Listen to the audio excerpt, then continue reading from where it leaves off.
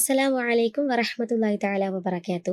ഇസ്ലാമിനെ രാഷ്ട്രീയ ഇസ്ലാം, ഭീകരവാദ ഇസ്ലാം, തീവ്രവാദ ഇസ്ലാം ഒക്കെയായി കണക്കാക്കപ്പെടുന്ന ഈ ലോകത്ത് ഇസ്ലാമിൻ്റെ ആത്മീയതയുടെ സമൃദ്ധിയെ ശക്തിയായി ഓർമ്മപ്പെടുത്തുവാൻ സഹായിക്കുന്ന ടി.കെ. ഇബ്രാഹിം സാർ രചിച്ച ദയാനിധിയായ ദൈവദൂതൻ എന്ന കൃതിയാണ് ഇന്നത്തെ വായനാ വൈബിൽ നമ്മൾ ചർച്ച ചെയ്യുന്നത്. ശാന്തിയുടെയും സാഹോദര്യത്തിൻ്റെയും സന്ദേശം ലോകത്തിന് മുന്നിൽ അവതരിപ്പിച്ച മുഹമ്മദ് മുസ്തഫ സല്ലല്ലാഹു അലൈഹി വസല്ലമയുടെ ജീവിതത്തെയും അതുപോലെ പ്രബോധനം ചെയ്ത തത്വങ്ങളെയും സമഗ്രമായി വിശകലനം ചെയ്യുന്ന ഒരു ശ്രദ്ധേയ പഠനമാണ് ദയാനിധിയായ ദൈവദൂതൻ എന്ന ഈ പുസ്തകത്തിലൂടെ കാഴ്ചവെക്കുന്നത്. തികച്ചും കാലിക പ്രസക്തമായ ഈ കൃതി അതുപോലെ എല്ലാ വിഭാഗീയതകൾക്കും അതീതമായി മതസൗഹാർദ്ദത്തിനും മാനവിക ഐക്യത്തിനും പ്രചോദനമേകുന്ന ഈ കൃതി പ്രവാചകർ സല്ലല്ലാഹു അലൈഹി വസല്ലമയെ കുറിച്ച് ഒരു വേറിട്ടൊരു വായനാനുഭവമാണ് നമുക്ക് നൽകുന്നത്. വിശുദ്ധ ഖുർആനിലെ വമാ അർസൽനാക ഇല്ലാ റഹ്മത്തൽ ലിൽ ആലമീൻ, ലോകർക്കാകെ കാരുണ്യമായിട്ടാണ് നിന്നെ നാം നിയോഗിച്ചത് എന്ന ഖുർആനിലെ ആയത്തോടു കൂടിയാണ് ഈ ഗ്രന്ഥം ആരംഭിക്കുന്നത്. മുഹമ്മദ് നബി സല്ലല്ലാഹു അലൈഹി വസല്ലമയുടെ ജീവിതവും അതുപോലെ മുസ്ലിം സമുദായത്തിന്റെ അരങ്ങേറ്റവുമൊക്കെ ലോകത്തിന് ഒരു മഹത്തായ മാതൃക നൽകിയിട്ടുണ്ട്. ഒട്ടേറെ വിശേഷണങ്ങളുണ്ട് പ്രവാചകർ സല്ലല്ലാഹു അലൈഹി വസല്ലമക്ക്. ദൈവിക സന്ദേശത്തിന്റെ വാഹകൻ, മുന്നറിയിപ്പുകാരൻ, സാമൂഹ്യ പരിഷ്കർത്താവ്, അങ്ങനെ ഒട്ടനവധി. വിശ്വാസത്തിന്റെ പേരിൽ നിരവധി മർദ്ദന പീഡനങ്ങൾ ഏൽക്കേണ്ടി വന്നിട്ട് പോലും ജനഹൃദയങ്ങളിൽ ആത്മവിശ്വാസവും അർപ്പണബോധവും ഒക്കെ പ്രചോദിപ്പിക്കുവാൻ സാധിച്ച ഒരു അസാമാന്യ വ്യക്തിത്വത്തിന്റെ ഉടമ എന്നതാണ് മറ്റൊരു വിശേഷണം. കാരുണ്യത്തിന്റെ പ്രവാചകൻ എന്ന നിലയിൽ മുഹമ്മദ് നബി സല്ലല്ലാഹു അലൈഹി വസല്ലമയിൽ കേന്ദ്രീകരിച്ച് നിൽക്കുന്ന ഒരു കൃതിയാണിത്. പ്രവാചകർ സല്ലല്ലാഹു അലൈഹി വസല്ലമയെ കുറിച്ചുള്ള ഈ കൃതി നമ്മുടെ സാഹിത്യ ശേഖരണത്തിന് വലിയൊരു മുതൽക്കൂട്ടാണ്. മുസ്ലിം ലോകത്തും അമുസ്ലിം ലോകത്തൊക്കെ പ്രവാചകരെ കുറിച്ച് ദശലക്ഷക്കണക്കിന് ഗ്രന്ഥങ്ങളും ലഘുരേഖകളൊക്കെ രചിക്കപ്പെട്ടിട്ടുണ്ട്. പക്ഷേ കാരുണ്യത്തിന്റെ പ്രവാചകൻ എന്ന നിലയിൽ റസൂലുള്ളാഹി സ്വല്ലല്ലാഹു അലൈഹി വസല്ലമയെ കേന്ദ്രീകരിച്ച് നിൽക്കുന്ന ഒരു കൃതിയാണിത്. പുരുഷന്മാര്, സ്ത്രീകള്, കുട്ടികള്, അനാഥർ, ദരിദ്രർ, അഗതികൾ, എല്ലാവരോടുമുള്ള റസൂലുള്ളാഹി സ്വല്ലല്ലാഹു അലൈഹി വസല്ലമയുടെ, സർവ്വ സൃഷ്ടികളോടുമുള്ള റസൂലുള്ളാഹി സ്വല്ലല്ലാഹു അലൈഹി വസല്ലമയുടെ ആർദ്രതയും കാരുണ്യവുമൊക്കെ നിരവധി പ്രമാണങ്ങൾ സഹിതം വിവരിക്കുന്ന ഈ പുസ്തകം മുസ്ലിങ്ങൾക്കും അമുസ്ലിങ്ങൾക്കും ഒരുപോലെ പ്രചോദനം നൽകുന്ന ഒരു കൃതിയാണ്. റസൂലുള്ളാഹി സ്വല്ലല്ലാഹു അലൈഹി വസല്ലമയുടെ സർവ്വ സംഭവങ്ങളും ചരിത്രത്തിൽ രേഖപ്പെടുത്തിയിട്ടുണ്ട്. റസൂലുള്ളാഹി സ്വല്ലല്ലാഹു അലൈഹി വസല്ലമ ഉറങ്ങിയ കട്ടിൽ, സഞ്ചരിച്ച വാഹനമായ ഒട്ടകം, വസ്ത്രങ്ങൾ, ആയുധങ്ങൾ, അവയുടെയൊക്കെ നിറം, വലിപ്പം, ആകൃതി, അങ്ങനെ തുടങ്ങി നിരവധി സൂക്ഷ്മമായ പല കാര്യങ്ങളും ഗ്രന്ഥങ്ങളിൽ രേഖപ്പെടുത്തിയിട്ടുണ്ട്. ഇത്രയും സൂക്ഷ്മവും വിശദവുമായിട്ടുള്ള മറ്റേത് ലോക നേതാവിൻ്റെ ജീവചരിത്രമാണുള്ളത് എന്ന ക്വസ്റ്റ്യൻ തികച്ചും കാലിക പ്രസക്തമാണ്.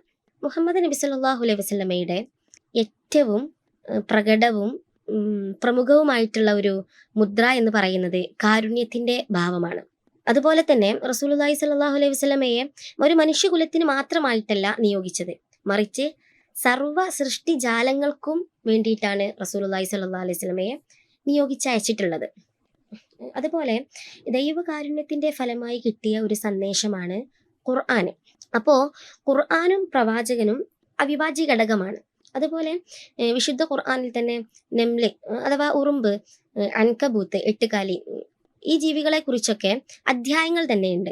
അതുപോലെ പാമ്പ്, പറവകള്, പൂവൻകോഴി, പൂച്ച, ഒട്ടകം തുടങ്ങി നിരവധി ജീവികളോട് റസൂലുള്ളാഹി സ്വല്ലല്ലാഹു അലൈഹി വസല്ലമ കാണിച്ച കരുണ, അവരോട് കാണിച്ച ആദരവ്, ശ്രദ്ധ, അതുപോലെ തന്നെ അവരുമായി സംബന്ധിച്ചിട്ടുള്ള ധാരാളം ചരിത്ര സംഭവങ്ങൾ, വളരെയധികം നമ്മുടെ മനസ്സിനെ സ്വാധീനിക്കുന്ന, മനസ്സിനെ പിടിച്ചുലക്കുന്ന നിരവധി സംഭവങ്ങൾ ഈ കൃതിയിൽ എഴുത്തുകാരനെ രേഖപ്പെടുത്തിയിട്ടുണ്ട്.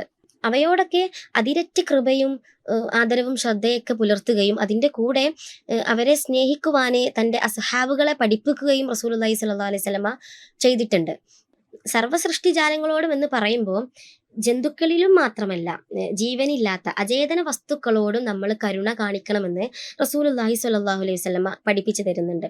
അതായത് പ്രകൃതി ഒരു ദൈവ സൃഷ്ടിയാണ്, ഒരിക്കലും ആ പ്രകൃതിയെ നമ്മൾ നശിപ്പിക്കരുത് എന്ന് റസൂലുള്ളാഹി സ്വല്ലല്ലാഹു അലൈഹി വസല്ലമ പഠിപ്പിച്ചു തരുന്നുണ്ട്. റസൂലുള്ളാഹി സ്വല്ലല്ലാഹു അലൈഹി വസല്ലമയുടെ സർവ്വ സൃഷ്ടികളോടുമുള്ള പെരുമാറ്റത്തിന്റെ ഭാഷ എന്ന് പറയുന്നത് കാരുണ്യമായിരുന്നു. അതായത് റസൂലുള്ളാഹി സ്വല്ലല്ലാഹു അലൈഹി വസല്ലമ ആരോട് പെരുമാറുകയാണെങ്കിൽ പോലും ആ പെരുമാറ്റ രീതിയിൽ കാരുണ്യം എന്ന് പറയുന്ന ഒരു പ്രകടമായ ഭാവം ഉണ്ടാവുമായിരുന്നു എന്നതാണ് ഈ കൃതിയിലുടനീളം നമുക്ക് കാണാൻ സാധിക്കുന്നത്. സ്ത്രീകളുടെ കാര്യത്തിലും റസൂലുള്ളാഹി സ്വല്ലല്ലാഹു അലൈഹി വസല്ലമ പ്രത്യേക പരിഗണന കൊടുത്തിരുന്നു എന്ന് നമുക്ക് ചരിത്ര സംഭവങ്ങളിലൂടെ നമുക്ക് മനസ്സിലാക്കാൻ സാധിക്കുന്നതാണ്. പ്രവാചകർ സ്വല്ലല്ലാഹു അലൈഹി വസല്ലമ രോഗബാധിതനായി കിടക്കുന്ന സമയത്ത് നടത്തിയ പ്രഭാഷണത്തിലെ റസൂൽ സ്വല്ലല്ലാഹു അലൈഹി വസല്ലമ പറയുന്നത് ഇപ്രകാരമാണ്: സ്ത്രീകളുടെ കാര്യത്തിൽ നിങ്ങൾ അള്ളാഹുവിനെ ഭയപ്പെടുക. ഇതിലൂടെ നമുക്ക് മനസ്സിലാവുന്നത് പ്രവാചകർ സ്വല്ലല്ലാഹു അലൈഹി വസല്ലം അങ്ങേയറ്റം കാരുണ്യത്തോടെയും വിനയത്തോടെയുമായിരുന്നു സ്ത്രീകളോട് പെരുമാറിയിരുന്നത്. അതുപോലെ സ്ത്രീകളുമായി ബന്ധപ്പെട്ട് പ്രവാചകർ സ്വല്ലല്ലാഹു അലൈഹി വസല്ലമക്ക് വന്ന ഏറ്റവും വലിയ ആരോപണമാണ് നിരവധി വിവാഹങ്ങൾ കഴിച്ചു എന്നുള്ളത്. അതിനെക്കുറിച്ച് വ്യക്തമായി തന്നെ ഈ കൃതിയിൽ പരാമർശിക്കുന്നുണ്ട്. ആ അപവാദത്തെ തിരുത്തിക്കൊണ്ട് വളരെ ലളിതമായ ഭാഷയിൽ മറ്റുള്ളവർക്ക് മനസ്സിലാവുന്ന രീതിയിൽ അപവാദത്തെ തിരുത്തി കാണിക്കാൻ രചയിതാവിന് സാധിച്ചു എന്നത് ഈ ഒരു കൃതിയുടെ മൂല്യത്തെ വർദ്ധിപ്പിക്കുന്നുണ്ട്. ദൈവദൂതൻ എന്ന നിലയിൽ, ദൈവത്തിൽ നിന്നുള്ള ദൂതൻ എന്നുള്ള നിലയിൽ സമൂഹത്തെ പടുത്തുയർത്തുക എന്നതാണ് ലക്ഷ്യം. അതിനോടനുബന്ധിച്ച് റസൂലുള്ളാഹി സ്വല്ലല്ലാഹു അലൈഹി വസല്ലമ പല അറബി ഗോത്രങ്ങളുമായി ബന്ധം സ്ഥാപിച്ചിട്ടുണ്ട്, പല സമാധാന ഉടമ്പടികളിലൊക്കെ ഏർപ്പെട്ടിട്ടുണ്ട്. അപ്പോൾ വിവാഹങ്ങളും അതിനുള്ള മറ്റൊരു കാരണമായിരുന്നു എന്നതാണ് സത്യം. വിവാഹങ്ങളുടെ, പ്രവാചകർ സ്വല്ലല്ലാഹു അലൈഹി വസല്ലമയുടെ വിവാഹങ്ങളുടെ സാഹചര്യങ്ങളും അതിന്റെ പശ്ചാത്തലങ്ങളൊക്കെ കൂടുതലായി പഠിക്കൽ നമുക്ക് അത്യാവശ്യമാണ്. പ്രവാചകർ സ്വല്ലല്ലാഹു അലൈഹി വസല്ലമയുടെ ഭാര്യമാരിൽ ഒരാൾ മാത്രമായിരുന്നു കന്യക. നമുക്കെല്ലാവർക്കും അറിയാം, ആയിഷ ബീവി റളിയല്ലാഹു അൻഹയായിരുന്നു. ബാക്കി എല്ലാ ഭാര്യമാരും വിധവകളോ വിവാഹമോചിതകളോ ഒക്കെ ആയിരുന്നു.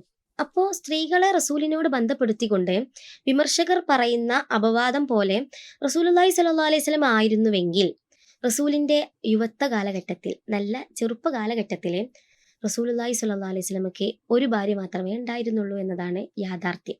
50 വയസ്സ് വരെ റസൂലിനേക്കാൾ, നബിതങ്ങളെക്കാൾ 15 വയസ്സ് ഏറെയുള്ള ഖദീജ ബീവി മാത്രമായിരുന്നു ഭാര്യയായിട്ടുണ്ടായിരുന്നത്. ഖദീജ ബീവി റളിയല്ലാഹു അൻഹയുടെ വഫാത്തിന് ശേഷം, മരണശേഷമാണ് മറ്റെല്ലാ വിവാഹങ്ങളും നടന്നിട്ടുള്ളത്. അതുകൊണ്ട് തന്നെ പ്രവാചകർ സ്വല്ലല്ലാഹു അലൈഹി വസല്ലം നടത്തിയ വിവാഹങ്ങളൊക്കെയും സ്വന്തം താല്പര്യങ്ങൾ മുൻനിർത്തി ആയിരുന്നില്ലെന്ന് അതിന്റെ പശ്ചാത്തലം നമുക്ക് വ്യക്തമാക്കി തരുന്നുണ്ട്. അതുപോലെ പ്രവാചകർ സ്വല്ലല്ലാഹു അലൈഹി വസല്ലമയുടെ മാനവിക ഐക്യം, സാഹോദര്യം, ഒരുപാട് അനശ്വര സംഭാവനകൾ ദയാനിധിയായ ദൈവദൂതൻ, നമ്മുടെ കാരുണ്യത്തിന്റെ പ്രവാചകനായ റസൂലുള്ളാഹി സ്വല്ലല്ലാഹു അലൈഹി വസല്ലം നമുക്ക് തന്നിട്ടുണ്ട്. സാഹോദര്യം, മാനവിക ഐക്യമൊക്കെ ആ അനശ്വര സംഭാവനകളിലെ ഒന്നാണ്. അപ്പോൾ സാഹോദര്യത്തിന്റെ ഏറ്റവും വലിയൊരു ഉദാഹരണമാണ് ഹജ്ജ് എന്ന് പറയുന്നത്. നമുക്ക് എല്ലാവർക്കും അറിയാലേ, ഒരേ രീതിയിൽ, ഒരേ വസ്ത്രത്തിൽ, ഒരേ മനോഭാവത്തിൽ, ഒരേ ചിന്താഗതിയിലൊക്കെ ഒരു സ്ഥലത്ത് എല്ലാവരും ഒരുമിച്ച് കൂടി ചെയ്യുന്ന ഒരു കർമ്മമാണ് ഹജ്ജ് എന്ന് പറയുന്നത്. അതുപോലെ തന്നെ സമത്വമൊക്കെ നമുക്ക് റസൂലുള്ളാഹി സ്വല്ലല്ലാഹു അലൈഹി വസല്ലം തന്നിട്ടുള്ള മറ്റൊരു അനശ്വര സംഭാവനയാണ്. ബിലാൽ റളിയല്ലാഹു അൻഹുവിൻ്റെയും സൽമാൻ റളിയല്ലാഹു അൻഹുവിൻ്റെയും സുഹൈബ് റളിയല്ലാഹു അൻഹുവിൻ്റെയും ഒക്കെ ചരിത്ര സംഭവങ്ങൾ നമുക്ക് സമത്വത്തിന് കൊടുക്കാവുന്ന ഏറ്റവും വലിയ ഉദാഹരണങ്ങളാണ്. 3 വിശിഷ്ട സ്വഹാബാക്കളെ കുറിച്ച് റസൂലുള്ളാഹി സ്വല്ലല്ലാഹു അലൈഹി വസല്ലം പറയുന്നുണ്ട്. ബിലാൽ റളിയല്ലാഹു അൻഹു അബിസീനിയക്കാരുടേത്, അതുപോലെ സൽമാൻ റളിയല്ലാഹു അൻഹു പേർഷ്യക്കാരുടേതും സുഹൈബ് റളിയല്ലാഹു അൻഹു റോമക്കാരുടേതും. ഇതിലൂടെ ഇസ്ലാം അറേബ്യക്ക് പുറത്ത് വ്യാപിക്കുമെന്ന് റസൂലുള്ളാഹി സ്വല്ലല്ലാഹു അലൈഹി വസല്ലമ ദീർഘദൃഷ്ടിയിൽ കണ്ടിരുന്നു എന്നുള്ളതാണ് യാഥാർത്ഥ്യം. റസൂലുള്ളാഹി സ്വല്ലല്ലാഹു അലൈഹി വസല്ലമയുടെ ദീർഘദൃഷ്ടി പോലെ തന്നെ ഈ 3 സ്വഹാബാക്കളിലൂടെയും ഇസ്ലാം വളരെയധികം വളർന്ന് പന്തലിക്കുകയും ചെയ്തിട്ടുണ്ടായിരുന്നു. അങ്ങനെ ഒരുപാട് സംഭവങ്ങളും തിരുവചനങ്ങളും പ്രവാചകരുടെ സർവ്വസൃഷ്ടികളോടുള്ള കാരുണ്യത്തെ ആസ്പദമാക്കിക്കൊണ്ട് ഈ കൃതിയിൽ രേഖപ്പെടുത്തിയിട്ടുണ്ട്. പിന്നെ മുസ്ലിങ്ങളുടെ സാക്ഷ്യപത്രങ്ങൾ ഉൾക്കൊള്ളിച്ചുകൊണ്ടുള്ള ഈ കൃതി പ്രവാചകർ സ്വല്ലല്ലാഹു അലൈഹി വസല്ലമയെ അപകീർത്തിപ്പെടുത്തുന്നവർക്കും അതുപോലെ തന്നെ ഇസ്ലാമിനെ തകർക്കുവാനും ശ്രമിക്കുന്നവർക്കുള്ള ഒരു മറുപടി കൂടിയാണ്. റസൂലുള്ളാഹി സ്വല്ലല്ലാഹു അലൈഹി വസല്ലമയുടെ സർവ്വസൃഷ്ടികളോടുമുള്ള കാരുണ്യത്തെക്കുറിച്ച് ഗവേഷണം ചെയ്യുമ്പോൾ ഒരു ഹദീസ് എഴുത്തുകാരനെ വല്ലാതെ സ്വാധീനിച്ചു എന്ന് പറയുന്നുണ്ട്. ഹദീസ് ഇപ്രകാരമാണ്: എൻ്റെ സമുദായത്തിൽ എന്നെ ഏറ്റവും അധികം സ്നേഹിക്കുന്നവരിൽ ഒരു വിഭാഗം എൻ്റെ മരണശേഷം വരുന്നവരാണ്. അവർ സ്വന്തം കുടുംബവും സമ്പത്തുമൊക്കെ ത്യാഗം ചെയ്തുകൊണ്ട് എന്നെ കണ്ടുമുട്ടാൻ ആഗ്രഹിക്കുന്നവരാണ് എന്നായിരുന്നു ആ ഹദീസ്. അപ്പോ ഇവിടെ എഴുത്തുകാരൻ പറയുന്നുണ്ട്, ആരുടെയും കണ്ണ് തുറപ്പിക്കുന്ന ഈ ഒരു തിരുവചനം എന്നെ വല്ലാണ്ട് റസൂലിലേക്ക് അടുപ്പിച്ചു എന്ന്. അതുപോലെ 14 നൂറ്റാണ്ട് പെട്ടെന്ന് ചുരുങ്ങിപ്പോകുന്ന ഒരു അനുഭവമാണ് അദ്ദേഹത്തിന് ഉണ്ടായത് എന്ന്. റസൂല് അദ്ദേഹത്തോട് അടുക്കുന്ന പോലെ, കൂടുതലായിട്ട് അടുക്കുന്ന പോലെ, പുഞ്ചിരിക്കുന്ന പോലെ, റസൂല് സ്നേഹിക്കുന്ന പോലെ, റസൂല് ചേർന്ന് നിൽക്കുന്ന പോലെയൊക്കെ ഒരു ഫീലിംഗ് ആണ് അദ്ദേഹത്തിന് ഉണ്ടായത് എന്ന് അദ്ദേഹം പറയുന്നുണ്ട്. മുസ്ലിങ്ങൾക്കും മറ്റു ഇതര മതസ്ഥർക്കും റസൂലുള്ളാഹി സ്വല്ലല്ലാഹു അലൈഹി വസല്ലമയെ കൂടുതൽ അടുത്തറിയുവാനും സ്നേഹിക്കുവാനുമുള്ള രീതിയിലാണ് ഈ കൃതിക്ക് രൂപം കൊടുത്തിട്ടുള്ളത്. എന്തുകൊണ്ടും ഈ കൃതി വായിക്കുന്നതിലൂടെ ദയാനിധിയായ ദൈവദൂതന്റെ കാരുണ്യം, ആ പ്രവാചകർ സ്വല്ലല്ലാഹു അലൈഹി വസല്ലമയുടെ റഹ്മത്ത് നമ്മളിൽ എത്തിച്ചേരുമെന്ന് തീർച്ചയാണ്. പടച്ച റബ്ബ് വിധി നൽകുമാറാവട്ടെ. അള്ളാഹുവിനാണ് സർവസ്തുതിയും. വായനാ വൈബിൽ എന്നെ ഇതുവരെ കേട്ടിരുന്ന എൻ്റെ എല്ലാ സഹോദരി സഹോദരന്മാരോടും ജസാക്കുമുല്ലാഹു ഖൈറ. അസ്സലാമു അലൈക്കും വറഹ്മത്തുള്ളാഹി തആല വബറകാതുഹു.